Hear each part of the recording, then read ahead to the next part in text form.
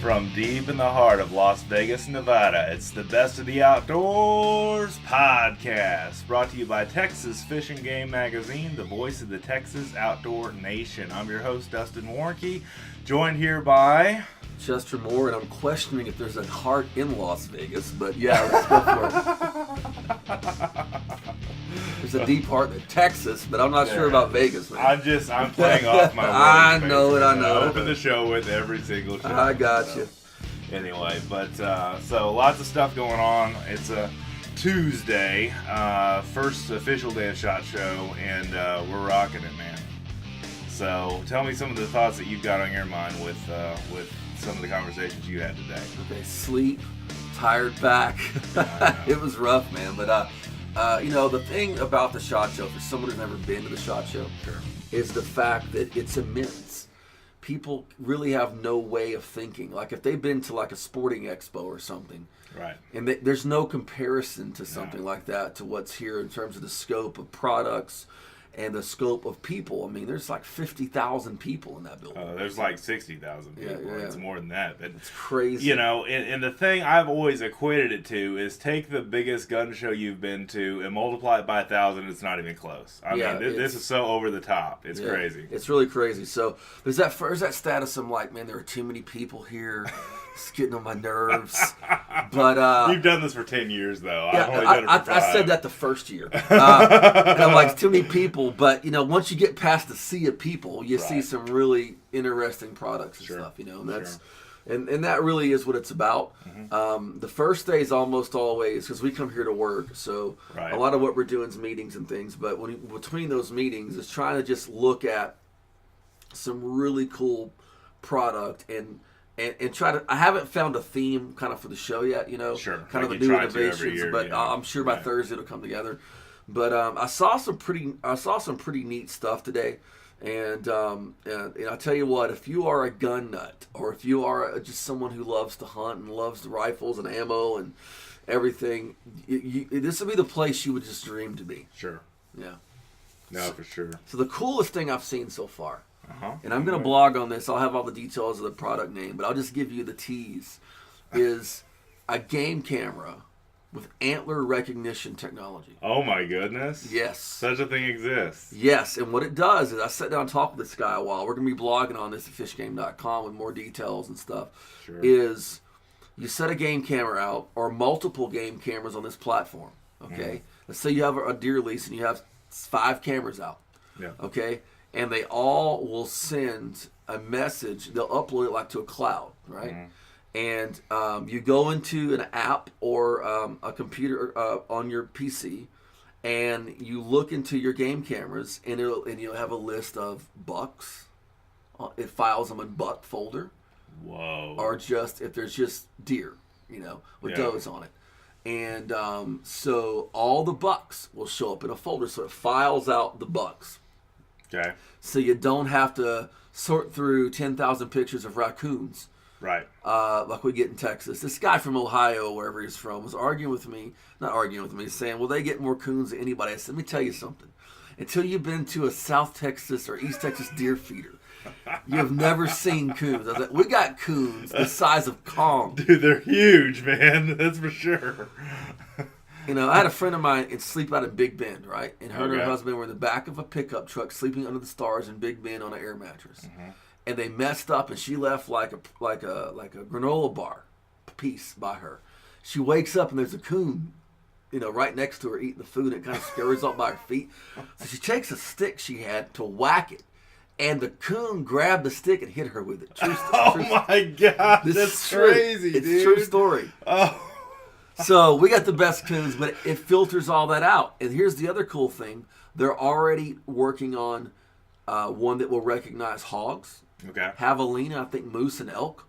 And so it's a way that you can look on and just, you just want to know where the bucks are. And then boom, you go, this is the time the bucks are moving through. And I asked this, I said, is it possible that you could develop an algorithm or something that would recognize a particular buck? Yes. And they said they're working on it.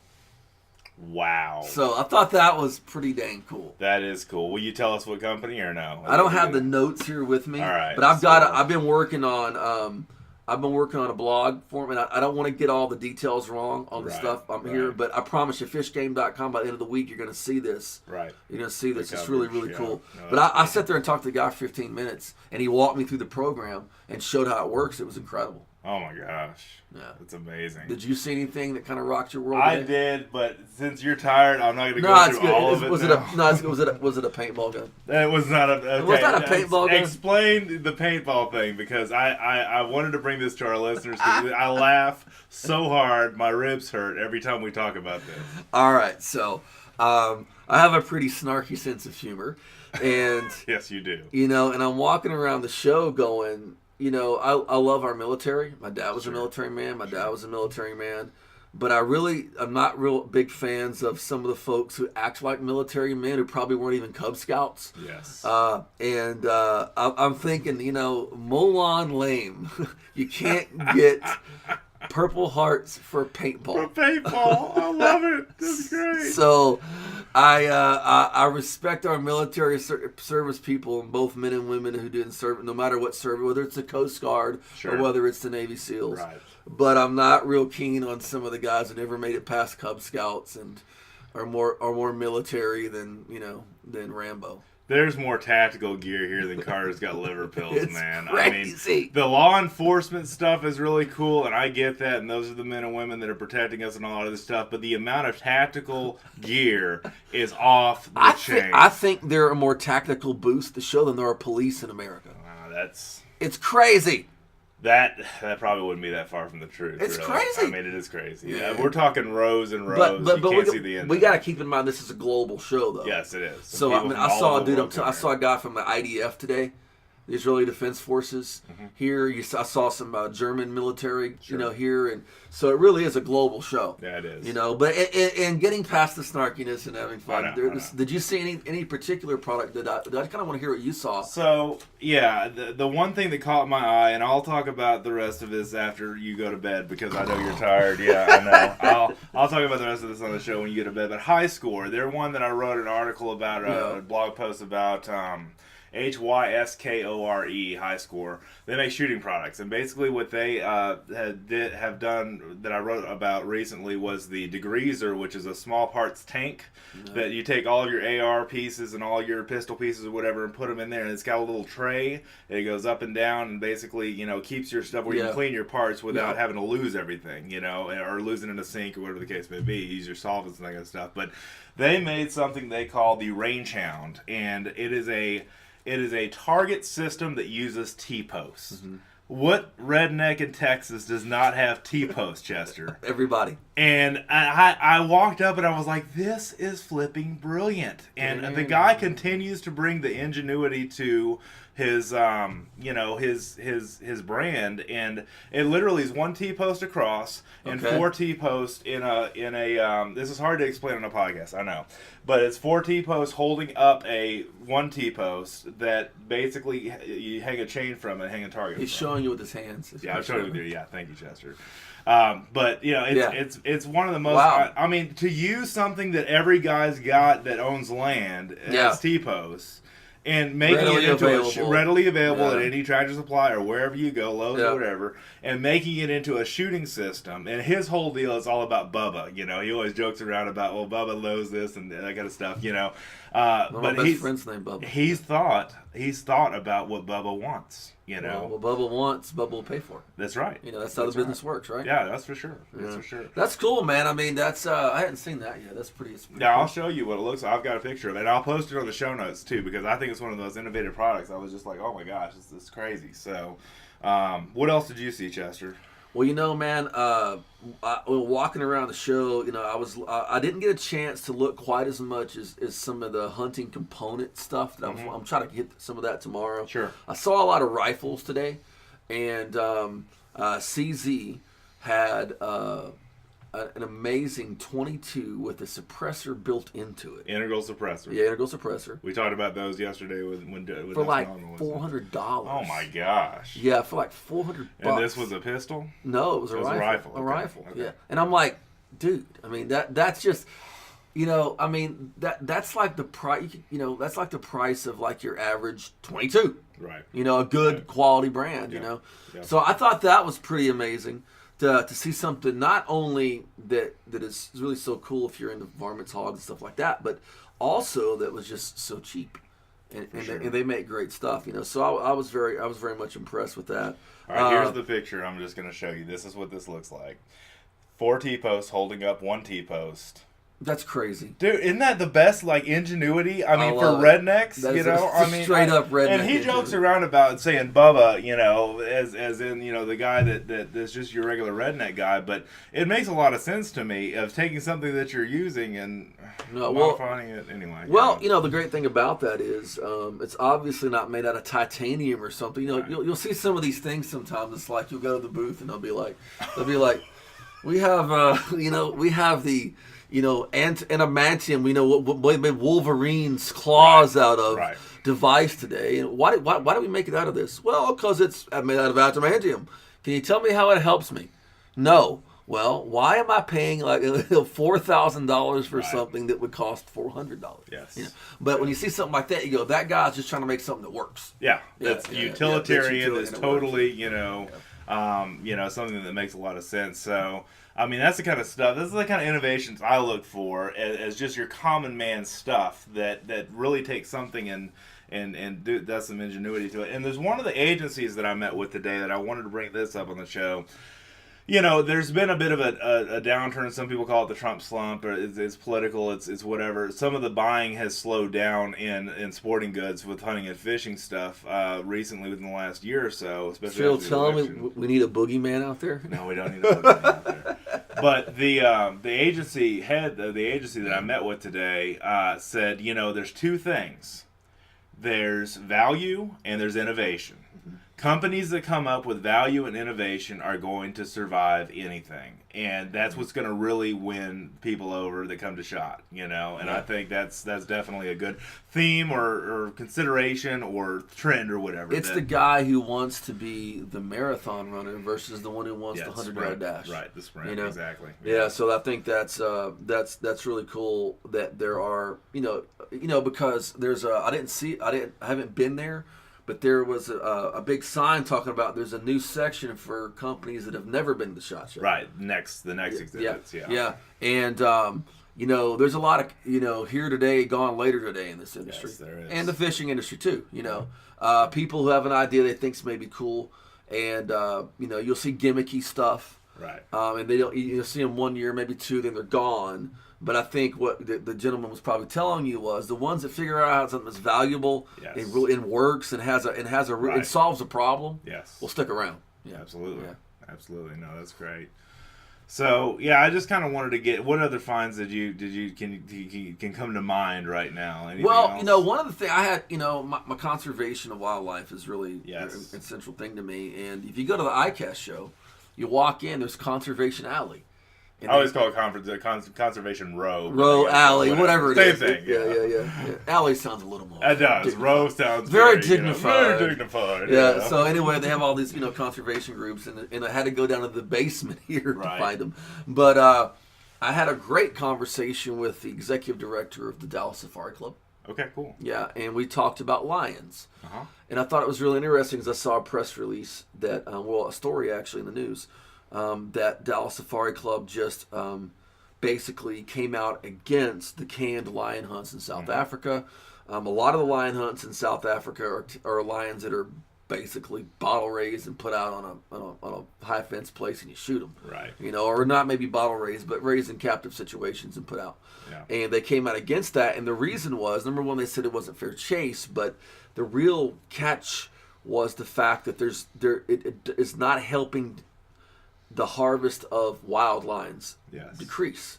There's an argument, well, if you kill these lions and we're raising them, it's not hurting the lions out in the wildlands. Sure. But it's not, because that's only in South Africa and has nothing to do with the concessions are in Tanzania or Zimbabwe or the other countries. Or whatever. Yeah, all those different wherever countries. Just say Tanzania. Anyway, all those different countries out there. Yes, you did. They change every week. I know they do. But and all those different countries out there.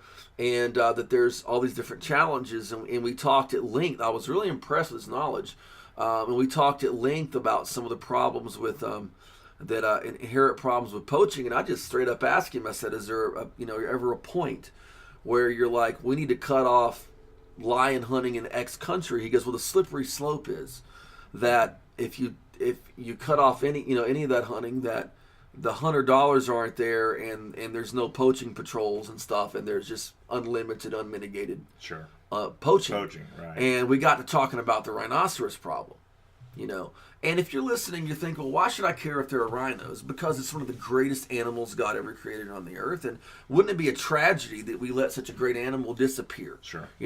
And they have spent a lot of money, Dallas Safari Club, on anti-poaching patrols in those areas, key areas for rhinos and things like that. We talked about that. And, with the rhino problem, there was even talk with like Exotic Wildlife Association and others. And I went and talked to the Sadlers who own YO headquarters.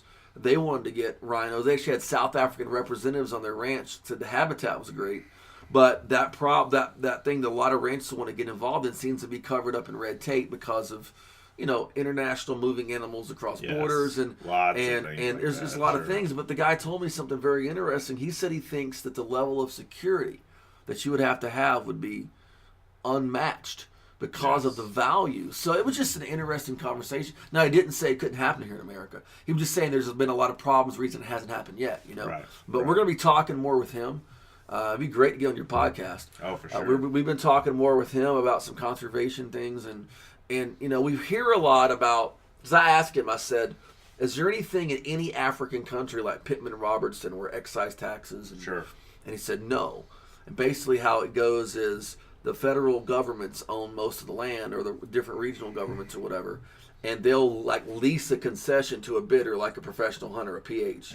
And then that guy kind of takes care of the land, and they ended up, he mentioned that one thing they'll do is they'll pay if there's leopards or lion in an area and they're wanting to hunt leopards and lion, they have so many permits for them that they'll go to the local cattle ranchers and say, hey, if you show me that a lion or a leopard or whoever killed your cattle, I'll reimburse you X amount. So don't go out and kill the lion. Right. So that's kind of how some of the protections are put in place. So that was an interesting conversation because I think that the public, even the hunting public, is not really up to speed on how some of that works. Right. And I think it would be a good just lesson to learn. So that was cool. And I talked to someone today with, and I don't remember the exact name. They're all about upland bird conservation, and they were talking about the challenge of quail, and that Texas has had a boom quail couple because of the wet years we've had. Right. But that they're starting to do some habitat work in Texas on quail.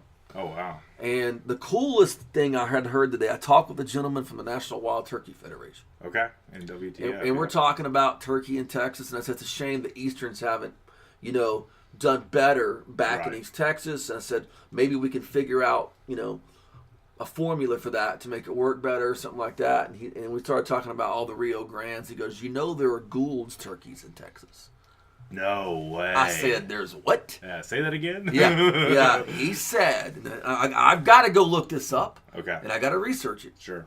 But he was hunting, he said literally you could walk across a hill when it was Mexico. Right. It was real Trans Pecos. Okay. Yeah. And he said that they saw Gould's turkey on Texas soil, which is the biggest species of turkey. Yeah. Am I correct about that? Yeah. And one you typically only go to New Mexico, Arizona, or Mexico. Yeah, in Mexico. Right. Because they're not part of the slam. They're part of that Grand Slam. Right. Because you got the Merriams, you got the Osceola, you got the Rio, and you got the Eastern. Eastern, yeah. So that's the one, the exotic one. There's two of them. There's the Oscillated maybe, or whatever that one is, the real bright looking one, the peacock looking one. Yep. And then you got the Gould. So we're working on a story on Gould turkeys in Texas. So I thought that was just cool from a hunter perspective. Cool. Yeah, wow, that is. And I promise you're not going to listen to a SHOT Show podcast that talks about Gould turkeys in Texas unless you listen to Dustin's. That's right. Thank you. Oh, that's awesome.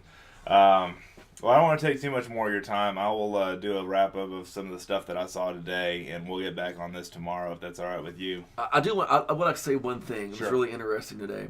And I noticed it last year, but it seemed more prominent this year.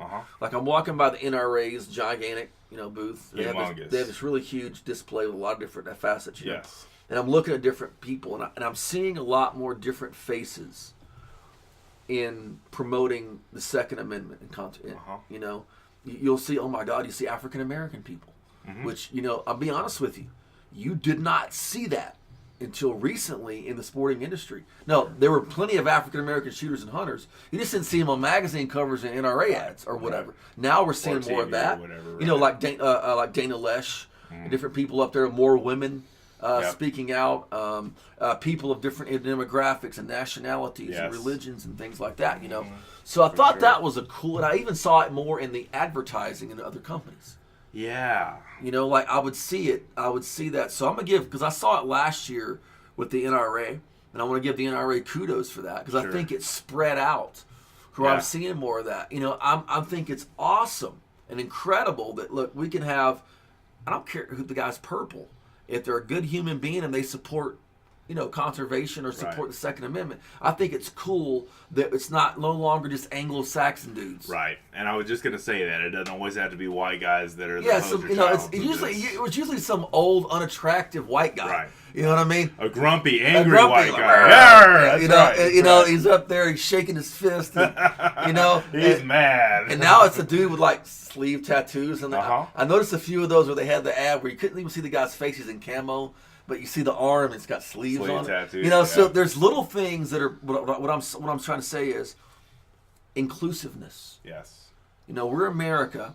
America is not about race. It's a melting pot. America is about people who love freedom.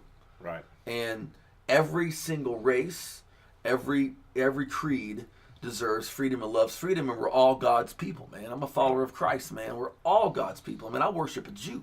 Yeah. You know, I mean, you know, that's an ethnic minority. Right. Right? And so never looked at it that way before. Yeah, man. Right. You know, I mean, you know, that's what it came as, an ethnic minority, you know. Yeah, that's right. But I think it's amazing that we're finally seeing the industry get, and I'm not saying there was racism in the industry. Sure. I'm just saying that the old guard's changed on that issue. Right. And I think what will happen in the future is, I'm not going to say it's going to grow the industry, but I think it will stave off decline. Yes. Because we're reaching out with a bigger umbrella and bringing more people in. Which is one thing you and I have talked about ad nauseum on this podcast, is about hunting and shooting and the Second Amendment being inclusive to other people besides just the, you know, old angry white guy, you know. I mean, and just, or the Anglo-Saxon, whatever the case you want to say. I mean, I've always been about, and again, I talk about this darn near every podcast, reaching across the aisle to that single mom, you know, reaching across the aisle to, you know, somebody that's less fortunate, that never had an upbringing with rifles and you know, just starting them off right, you know. You know, I told the gentleman from Dallas Safari, I said, I really don't care about the opinions of hunters. And I don't care at all about the opinions of animal rights people when it comes to policy and things. But I do care about the person in the middle. Right. Because those are the votes that count. 10% of us love it, 10% of us hate it. Is the 80%. Those are the people They're on the fence that you can reach. Yep. Those are the ones that pay. When I say I don't care about the opinions of hunters, I mean, like, this guy's already going to believe what he believes. Right. The animal rights people you never convince. They're already off on But the ones on the fence are the ones, and those on the Second Amendment side, I think we've made tremendous headway.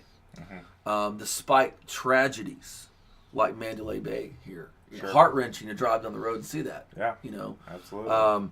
But on the conservation side, you know, we definitely need a lot more people in that tent.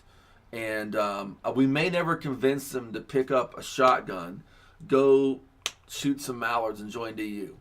Yeah. But they may be able to support something at the ballot box that makes it possible. Legislation. And they may, you know, they may even contribute to something like a DU project or something, because they know the value of it. So I think what I'm seeing is an industry that for maybe for the first time I've ever seen it, actively, purposefully, and intentionally broadening the tent, you know, bringing more people in. It's a great thing. Isn't that great to see? It's a great thing. I think it's awesome. I remember being, and I was probably 20, maybe 20 at this point. I just had a newspaper column, and I was trying to harass every magazine to publish me. You did that too. That's how you got a hold of us. I know. That's how I got a hold of you. Me and Dustin have something in common. We were harassing people. That's right. But I remember going to it was a hunting show in Beaumont, and this guy was doing a ventriloquist. It was weird. He had like a ventriloquist thing in his booth, and he was kind of talking or whatever, and I walked by the booth, and I had my long hair or whatever it is. We don't serve rock and roll long hairs in a hunting show. Wow. Yeah. Yeah, so we've come a long way from we don't serve rock and roll long hairs. Yeah. To having guys with sleeve tattoos on and right. And having people of all races and a lot of women involved and things like that. Yeah. So I think that's a great place to be. The quote unquote minority is becoming more of a majority as far as I think that what we need to do is make the idiots the minority. That would be ideal. Let's just make idiots the minority, in whatever category of idiot they are. Let them be the minority. Exactly. If you're someone who thinks it just needs to be about old angry white guys, you're an idiot. If you think that I shouldn't own a gun to defend my family, you're maybe even a bigger idiot. So we'll put them all in one tent together and let them slug it out, baby. Just come on out. Hey, we'll go to the arena down the road and let them slug it out and sell tickets, man. Yeah, raise money for TU or NRA. Conservation. Yeah, there we go. Yeah, that was great. So, all right, Chester, thanks so much for joining us. All right, thank you. Well, we had a lot of fun with Chester this afternoon or this evening, whichever you may call it. It could be early morning when you're downloading this because this is just crazy, man. SHOT Show is just one of the wildest times of the year for us because this is my favorite show. It's not Chester's favorite show, I don't think. I think ICAST is his favorite show, but I just go hard in the paint with this show, and this is the first year that I've brought the podcast live to the show. But really, really love the companies that I visited today, and I wanted to kind of record a second half of the show of some of the stuff that I saw, aside from what I mentioned with the Hyskore Range Hound. The product they came out with before the Hyskore Range Hound was a Hyskore Target Hound, and that is just a really cool product. It's basically two T-posts that go into a base, and you can mount a paper target to. And again, it's using things that we commonly have around our vicinities. T-posts, if you live in Texas, I mean, most likely you've got some in your garage. I know I've got some in mine for, staking a tree or, any number of things you can use a T-post for. But using that kind of thing, I think is a great innovation, as I talked about earlier. So another company I visited with today that I learned some stuff from was Sentry.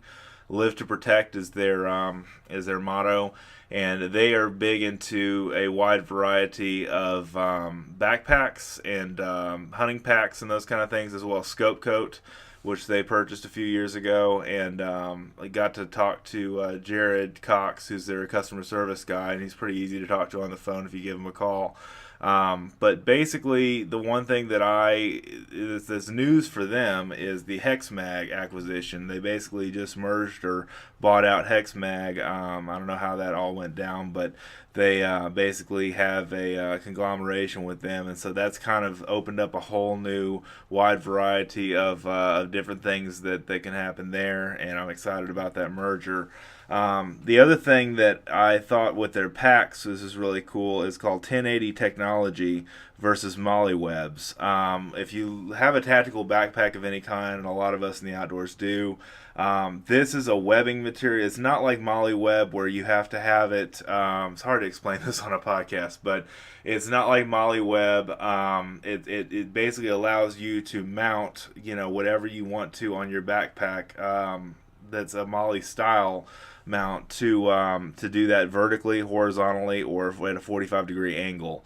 And that's pretty cool technology that they have in their packs and backpacks and the soft packs like that.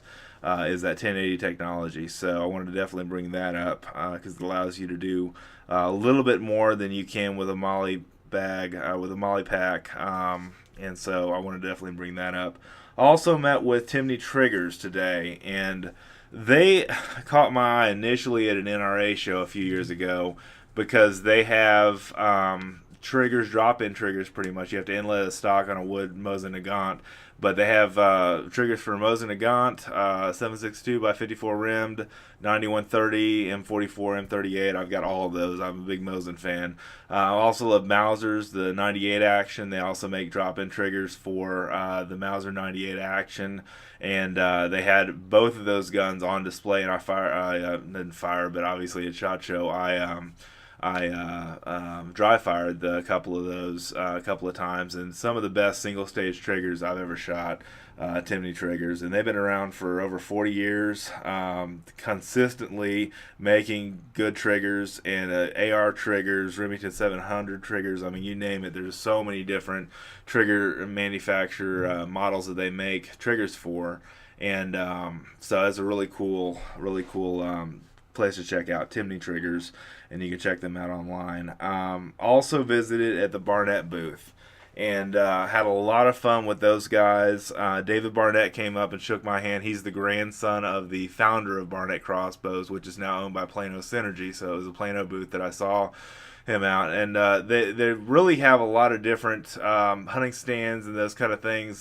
Plano owns Wild Game Innovations. They own Barnett Crossbows and a wide variety of other brands. And obviously they have a lot going on with the hunting world as we see it, because they do a lot of different product lines based off of the Plano Synergy brand. They also are really big in fishing, Fraybill and Plano tackle boxes, of course, and everything like that. But one thing that caught my eye at this booth was the Whitetail Hunter and the Whitetail Hunter Pro.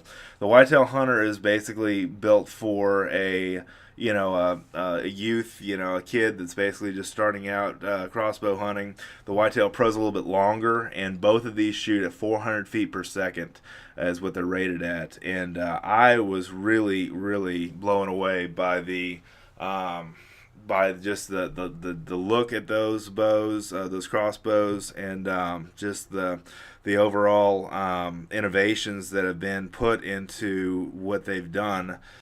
Barnett has long been known for their high-quality compound bows, and I've shot them for years. If you've not checked out my hog hunting video, I'll have that up on fishgame.com soon, but you can also check out my YouTube channel, Dustin Warncke, Warncke. It's one of the most recent videos that I've uploaded, where I shot a wild hog at DV Hunting Ranch with Barnett Raptor Reverse, and so they make reverse limb compound crossbows, they make regular limb compound crossbows, and they make recurve crossbows, especially for youth, and their youth line. They also have a line of compound youth bows, which is another thing I love seeing in this industry, is getting kids involved in the outdoors at an early age and getting them basically set up and outfitted with the right tools to be successful in the field.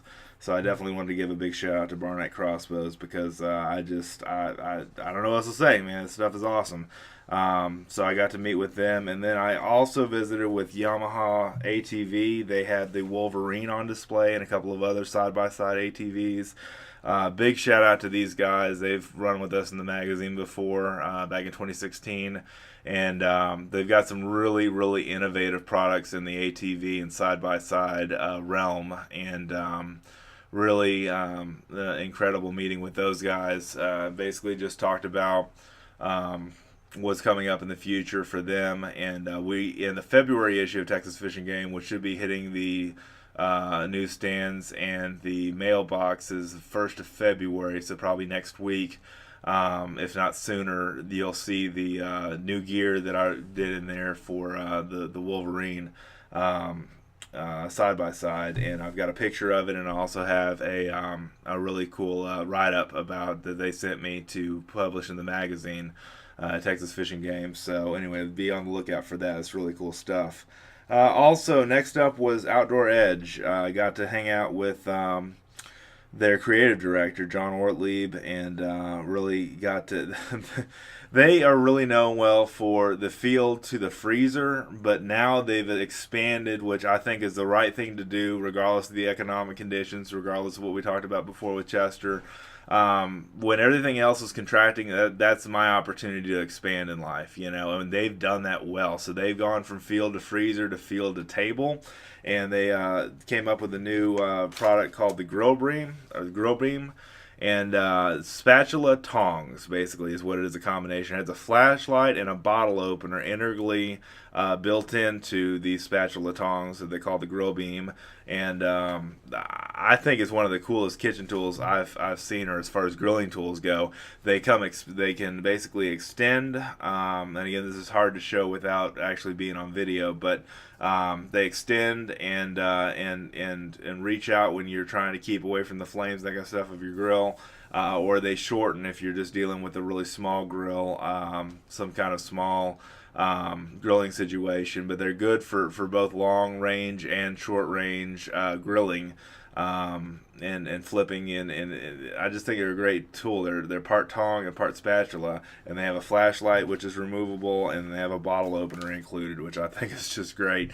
I think I mentioned on the show before, and I'm not sure if I do, their Wild Light kit that I got for Christmas from a gift exchange that we did with Secret Santa with DB Hunting Ranch and DB Wall Game Processing and Taxidermy. Big shout out to them for that, because my Secret Santa got me a Wild Light set, which has a caper, it has a skinner, and has a boning knife, as well as gloves and a sharpener. And it is just about everything. I mean, they call it light because it's not their full, game processing kit, but it is just really amazingly awesome stuff to have something you can carry around in your case. It's in a case, so you can carry it around in your backpack, which is what I've been doing with it lately, and I've been using it on a lot of my recent hunting adventures out in for whitetail and for hogs both. And the skinning knife has a gut hook built into it, so you've got everything you really need to field dress a deer,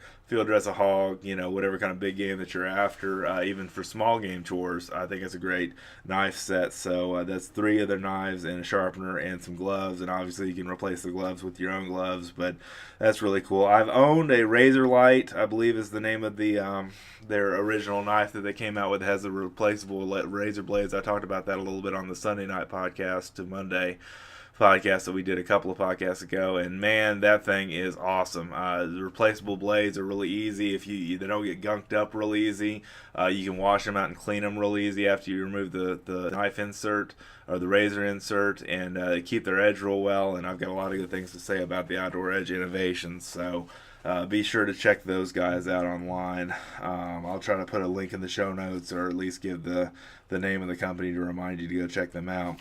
So the other one that I met with was Crosman Air Guns.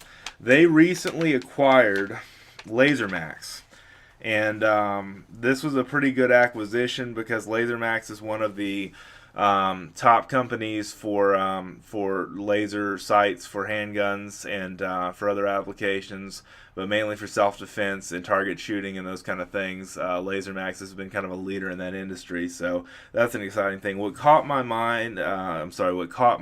eye, it's getting late here, the Benjamin Marauder Fortitude, which is their new 22 caliber regulated PCP rifle. It shoots 80 shots on one fill at 850 feet per second. I think I'm right on that. Don't quote me because it's getting late here. But I own one of the original Marauders that was in 25 caliber. It's got a rotary magazine in it, a rotary clip, I guess I should say, would be better terminology to use. But really impressed with the Marauder. My father uses it now to hunt squirrels and raccoons and varmints and pests and stuff like that on his ranch in Oklahoma. And I wrote a review about this gun before on Mac and Prowler's website, macandprowler.com. You can check it out, but I think it's something to be said when you get 80 shots on one fill of a 22 caliber PCP air rifle. That's pretty impressive, and the price point on that's really nice too. The one thing that really caught my eye about what this company is up to is their crossbow line, which is the Centerpoint brand of crossbows. Now, these are relatively later comers to the market than Barnett or Excalibur and either of the ones we've talked about on this show. They came on the scene, I want to say, about 3 or 4 years ago. And Centerpoint is known for making a very good crossbow for a very low price. And they have an example of that today was the Mercenary, which I believe runs at 370 feet per second. And they have a $299 package and a $399 package. And those are really good prices for crossbows in today's market for sure. And that's one thing Centerpoint's known for is their scope line as well as their really affordable crossbow line. And for the $2.99 and $3.99 packages. You get your scope, you get everything that you need really to go start hunting, I think, aside from your broadheads.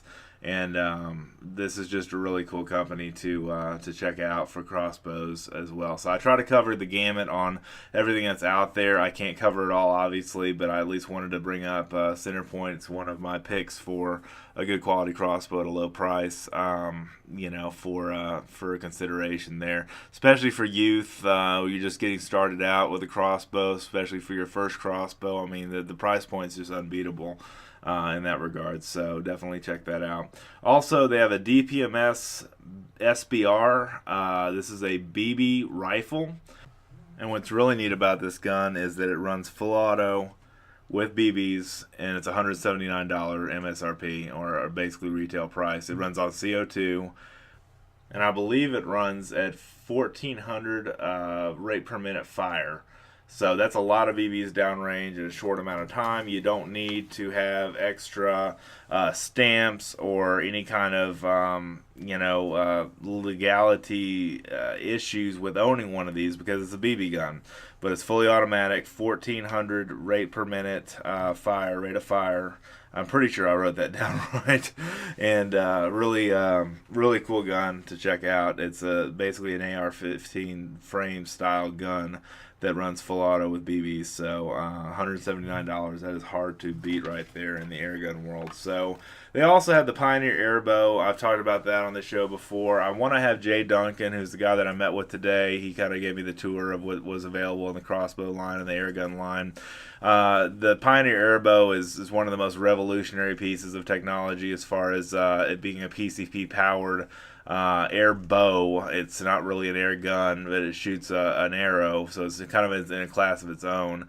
But Jim Shockey shot a buffalo with it. I mean, it's just a really powerful tool for bow hunters that don't want to mess with the crossbow. There's a lot of advantages to shooting the air bow from Pioneer, so they had that on display there as well, and they had Jim Shockey and Eva Shockey and lots of guests and stuff coming through this week, which is kind of cool. So that's all for this podcast, and I want to thank you guys again for watching, reading, and listening. I see there's kind of a jump up on my YouTube activity this week with these podcasts going on YouTube, so if you're listening there, thank you so much for doing so. I'm staying up extra late to get all these podcasts out to you in podcast land as well as YouTube land and fishgame.com, and it's just been a blast at this show. I'm sure I'm going to be dead tired by Friday, but having a lot of fun bringing this to you semi-live as quick as I can produce this stuff and get it uploaded to my laptop and out to you. So thanks again for watching, reading, and listening. Stay tuned to fishgame.com for Chester Moore's blogs.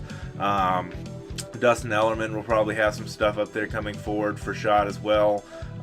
We had a great time at Range Day, and I had him on the last show, and just really a lot of fun with all this fun stuff at SHOT Show. So hope you guys are enjoying the coverage. Thanks so much again for joining us, and have an awesome day in the outdoors. We'll see you next time.